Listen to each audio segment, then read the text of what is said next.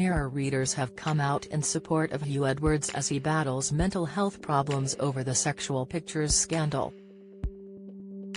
In an exclusive poll, 53% said they want to see him back on the BBC News at 10 if he is cleared by bosses of serious wrongdoing, while only 32% felt he should not be allowed to continue.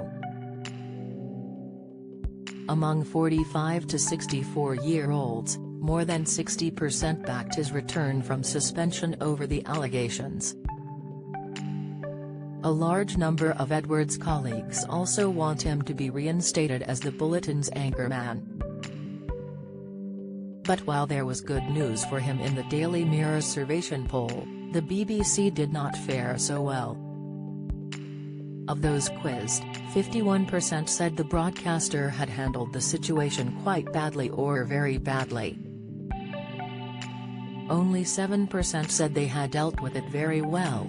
Edwards is facing no police action over claims that he paid £35,000 to a teenager for explicit images, and the person in question, now 20, has insisted the host has done nothing illegal. On the day it was revealed Edwards, 61, was admitted to hospital, BBC's Newsnight reported claims from one current and one former worker, who said they had received inappropriate messages from him, some late at night, and signed off with kisses. Both allege there was a reluctance among junior staff to complain to managers about the conduct of their high-profile colleagues, in case it adversely affected their careers. But there is a growing feeling that the reporting about Edwards, and various allegations, had gone too far too soon. Many staff feel complaints should have been handled by the HR department, rather than being made to Newsnight and then reported on screen. Former BBC correspondent John Sopel, 64, said, "I have been contacted by a surprisingly large number of staff, some senior, very senior, some junior, about how distraught they were at some of the BBC coverage. They've tried to raise it with bosses and their complaints fell on deaf ears. I think there has been considerable disquiet over the way the coverage has unfolded on the BBC in the past 48 hours. Senior managers in news, do they not have the duty of care and responsibility that Tim Davie, the Director General, was talking about? Huw is employed by BBC News. So for the managers to say, well, no, we're just interested in the journalism and we're not interested in the duty of care. It's just Alice in Wonderland. It's very difficult to make sense of." Sopel added that there almost seemed to be gusto, almost glee with which some people in BBC News were doing their own investigations into Edwards. He said, to try to bring down somebody who only a week ago was presenting BBC News coverage. There is this weirdness. Emily Maitlis, 52, branded the BBC's reporting of the allegations a bit distasteful. The former Newsnight host said, "If you know this stuff about a colleague, why isn't your first duty to then go to HR or a senior manager, rather than turning it into a news story?